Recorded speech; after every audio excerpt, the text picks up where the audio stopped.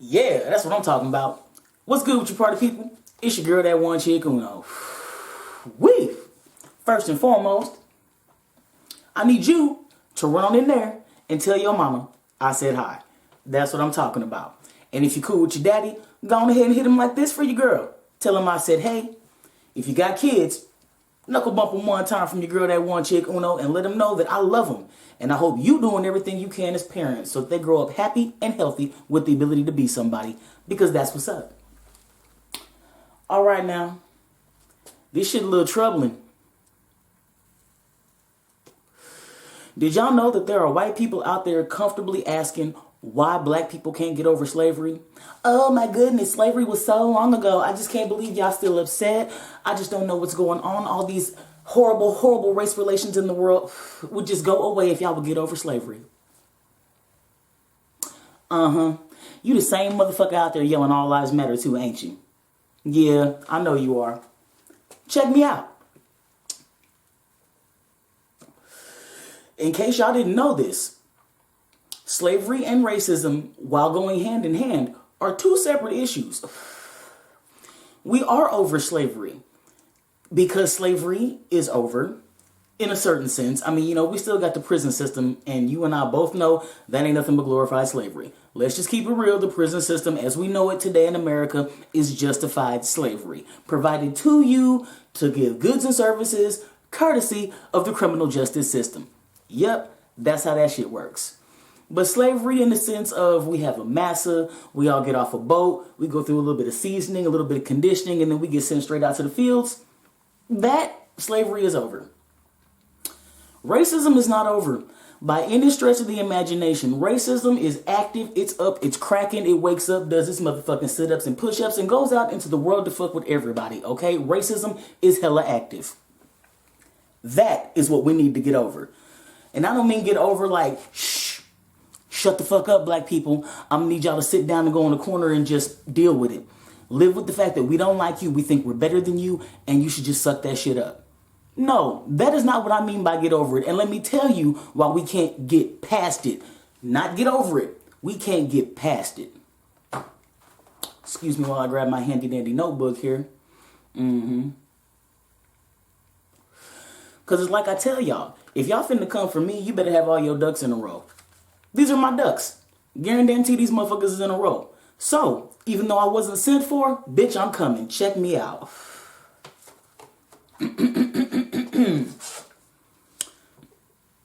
Excuse me. Ash that one time before I drop it on myself and feel stupid. Because it's a fresh ass shirt, you know what I'm saying? I like it. Anywho.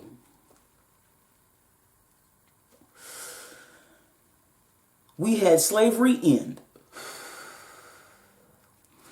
Then we had Jim Crow begin. Jim Crow kicked off around, excuse me while I flip to my correct note page here. Jim Crow kicked off around 1865, okay? And it kicked off with the advent of the black codes. And I'm just going to go ahead and paraphrase that. The black codes were pretty much a set of rules that a bunch of white people got together and decided that this is where, when, and how black people could conduct themselves in public. This is how long they could work. This is how much they could make while working. And these motherfuckers better not say shit, because damn it, we're allowing them to do this for us. Black codes, i.e. Jim Crow's little brother. All right. So even though slavery ended, y'all couldn't let the shit go. All right, cool. Flash, hella forward. Okay, we went from 1865. Now I'm going to bring you up to 1953. 1953, my mama was born. Yup. 1954, just a year later, Brown v. Board of Education rules that segregation in schools is unconstitutional. All right, but check this out though. All right, mama was born in 53.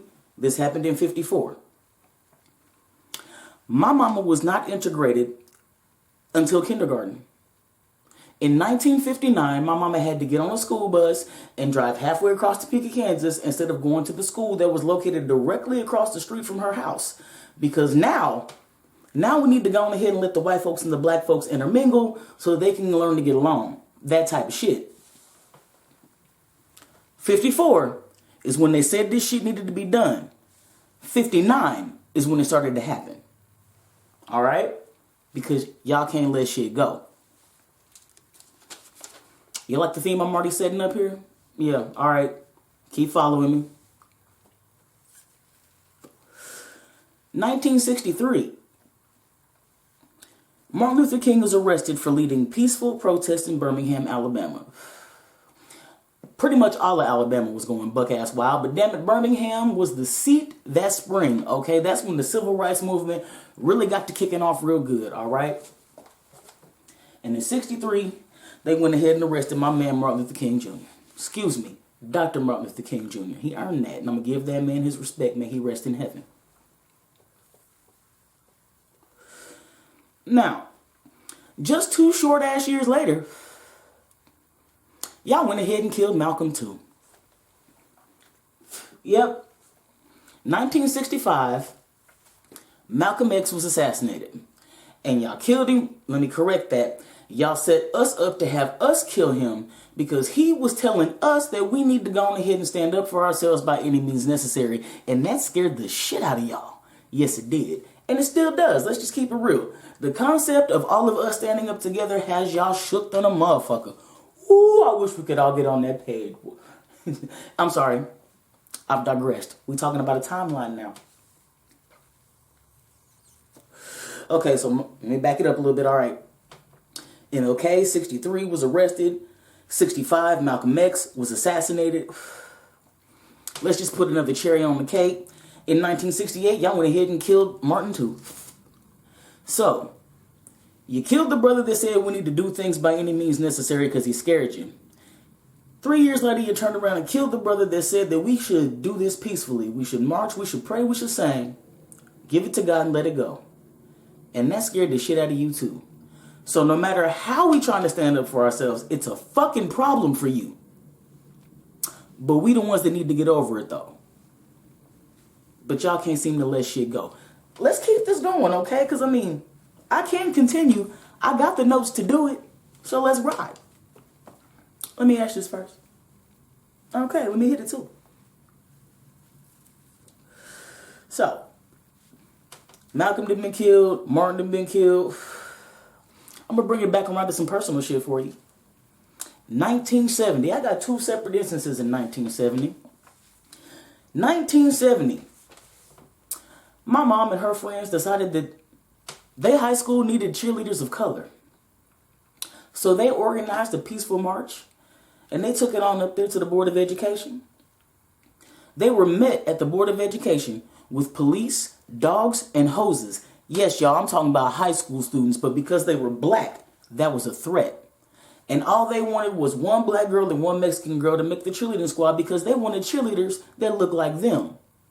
Which only makes sense if you want folks that look like us to play your motherfucking sports and entertain you. Maybe, just maybe, we could get a cheerleader to look like us that would make that seem cool for us to do. I mean, it sounds like something worth fighting for to me. And wouldn't you know it, 1970. That ain't that long ago. Also in 1970, I'm just going ahead and stay on 1970 for a second. In 1970, my grandmama couldn't walk in the front door of her job because she was too black. Yes, her skin was too dark to be considered acceptable in public to walk in the front door. You want her to come in and do your work though, but she's too dark to use the front door. So my grandma went and bought a skin bleaching cream and, you know, instead of patch testing it like she should have, she went ahead and put it all over her face because she needed to do something to make these white folks think she was acceptable so she could keep her job. So she could have the right to walk in the front door like everybody else. And my grandma ended up giving herself a chemical burn. Pretty bad. It took some weeks for it to heal. Now, 1970, I wasn't here yet, so, you know, I don't know. And as far as I can remember, my grandma had beautiful, flawless black skin, and I loved it. She put a little cocoa butter on it. Whoop! Shame the devil. That's what I'm talking about. But in 1970, as early back as 1970, my grandmother was considered too dark to walk into the front door of her job to do work for white folks. But we need to get over it. We need to learn to let this shit go. All right now, 1986. I'm a crispy five. I'm playing on this cool ass T-ball team. I'm having a blast because I'm little and that's what little kids should be doing, just loving their life. And we pull up to the park waiting on game day. Now, my mom had sent me over to go play a little playground thing next to the baseball diamond. So, I'm over there doing kid shit.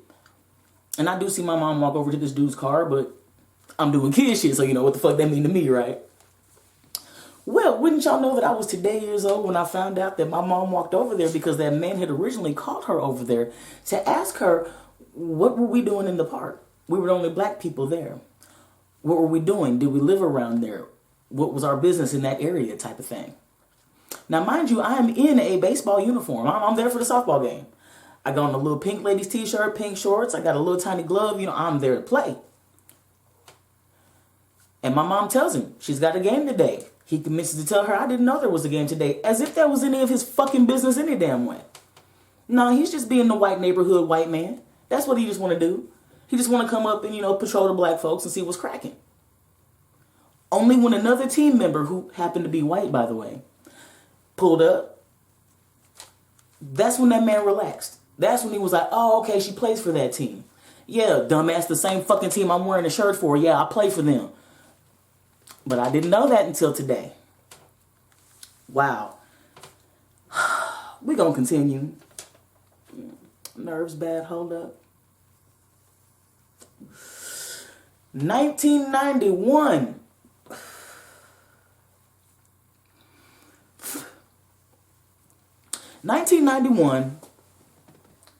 Me and a couple homies of mine are walking home from school. And there's this fat ass white kid that had a shitty ass attitude as far back as we could remember. And we had to walk past his house every damn day to get home. And on this particular day, he took it upon himself to hop his fat, dusty, nasty ass on his mountain bike and chase us all the way home, calling us nigger the whole way. 1991. Keep track of that. Okay. Fast forwarding. 1995, your girl played junior Olympic volleyball. I know that might fuck a few of y'all up, but it happened. Yes, it did. And we had a volleyball tournament that we had to go out of town for. And, excuse me. You got a van full of kids and shit. You probably want to feed them. So we slide up to the local McDonald's in DeSoto, Kansas, in case y'all ain't know. And, the fine folks at that McDonald's refused to serve me and my mom. They would serve everybody else, but they wouldn't serve us. 95. Well, I didn't know that that's why we left the McDonald's also until today. Yes, y'all, today years old, finding out all kind of instances of racism about my childhood that my mama protected me from. Yep. The rest of the team parents were like, oh no, if you won't serve them, then you won't get our money neither, and we'll leave. And I remember we all got back in the van and we bounced. Hungry as hell, mad that we didn't really stop at McDonald's, but I didn't know why. But now I know. That's fucked up. 1995. 1998. I would walk to my school on days that my car didn't want to start. There's no car, y'all. Y'all know what I'm saying. And I went to a high school that had a hick lot. For y'all, those of y'all that don't know, what that means is the racist ass, Nazi skinhead, country hick ass white kids that didn't like anybody that wasn't white, they had their own fucking parking lot. And students of color knew better than to park in this parking lot because they would fuck your car up. It would get vandalized. You might get your ass beat trying to get from the parking lot to the door. You might have to be called nigger 27 times just trying to go to class. So those of us that didn't want to deal with that would walk the entire block down around the front and come in the main entrance of the school. For me, the easiest thing would have been to be able to cut across that parking lot and go right in that door by the gym. Couldn't do that because I didn't feel like being called a nigger before first period. Fuck them. It wasn't until my senior year that they went ahead and disbanded that lot, and the only reason they did it was because the teachers needed more parking. They didn't care about the fact that we was getting called nigger every day. What they cared about was that faculty needed more parking. 98, 99. All right. 2001. Me and a group of my white friends went to go pick up another one of our white friends from work. Now, it was me and a homeboy, two of my homegirls, and we sitting in the bed of a truck. That's back when your girl smoked cigarettes, and we passing a couple cigarettes back and forth and things. And there was a group of white people walking by, and, you know, from a distance, you in the dark, you just see people in the truck, and you see orange going around. What'd they do? Smoke that shit, fire it up, yeah. I'm new to the town, and I'm new to the group, so I'm like, man, hell yeah, that's what I'm talking about. And my white friends was like, shh, no. My white homeboy grabbed my arm so quick, like, shh. And I didn't know what was up. And them motherfuckers approached the truck, and as they got closer, they flipped out. Oh, hell no, was that a nigger? 2001. So for you all lives matter screaming motherfuckers out there, that's why we quote unquote can't get over it. All right? The shit is on our mind and in our face every fucking day. Since the 1800s, you've had Confederate fucking former officers become police officers. And they continue this long tradition of hatred behind a fucking badge. And you wonder why we can't get over it? You have systemic laws set in place preventing us from the same levels of advancement that you have. And you wonder why the fuck we can't get over it. Ooh, look, let me tell you. I'm to the point where I'm tired of trying to get over it. I ain't even trying to get around it. Bitch, you in my way. I'm trying to go through it. So what's up? That's where the fuck I'm at. I'm meeting this shit head on. And I got no problem kicking the door off the hinges. None. So you go on ahead and stand in my way with that bullshit. I'm coming. I'm coming. And I got people behind me. And I got people beside me. And they all colors because we finding allies on your racist ass side too that are waking the fuck up. Like, damn, this shit is wrong. And we coming. Look here, y'all. I got my blood pressure up. So I'm just going ahead and finish this blunt off. What you gonna do is go ahead and share this video. You gonna get this link out there. You gonna email it, text it, whatever the fuck you gotta do, tie it to a carrier pigeon. Send up smoke signals. Let them know we coming. And have a nice day. And stay high. Because that's damn sure what I'm finna do. All right now.